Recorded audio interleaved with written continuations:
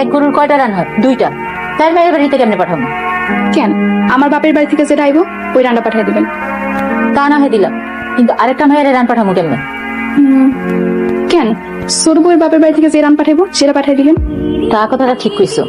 তো ছোট বউ, তোমার আব্বা কি গরু কিনছে? জানি না আম্মা। আম্মা নতুন বউ রান তো পাঠাইবই। আমারই তো বিয়ে হয়েছে 3 বছর হয়েছে, প্রত্যেকবার আমার বাপের বাড়ি থেকে রান পাঠায়, এইবারও পাঠাইবো। আবার যেমন করেই হোক কইবা একটা কুরবানির জন্য গরু কিনতে।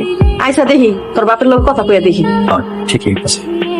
আচ্ছা ঠিক আছে, দেখি কুরবানি তো আশা করছে, কুরবানি তো দিতে হইব। দিতে হইব দিবা, আমার তো ব্যবসার অবস্থা ভালো না। কি কস? তাহলে সংসার চলে কেমনে? সংসারটা কেমনে চলে সেটা তো আমি আর আমার বউ জানি, তোমরা তো আর কোনো খোঁজ খবর রাখো না। বাজার কুরবানি তো আশা করছো, কুরবানি দিতে হইব না? কইলাম ব্যবসার অবস্থা খারাপ, আর তুমি নতুন বিয়ে হয়েছে, প্রথম কোরবানি দেয় মাইয়াটার বাড়িতে যদি গোস্ত না দেই তাহলে কি মানুষ থাকবো? শুনেন আম্মা, নিজে বাইসে থাকলে তো কুরবানি দিবে নাকি না খায় কুরবানি দিবে? কিভাবে সংসারটা সামলাইতেছে সেটা তো আমি আর ও জানি। তোমার বুড়া বাপ মা কি বুঝে সংসার কেমনে চলে? আরে এত কাল যা তো বলে যা। এখন কি করবা? দেখি কারো কাছে টাকা পাই কিনা।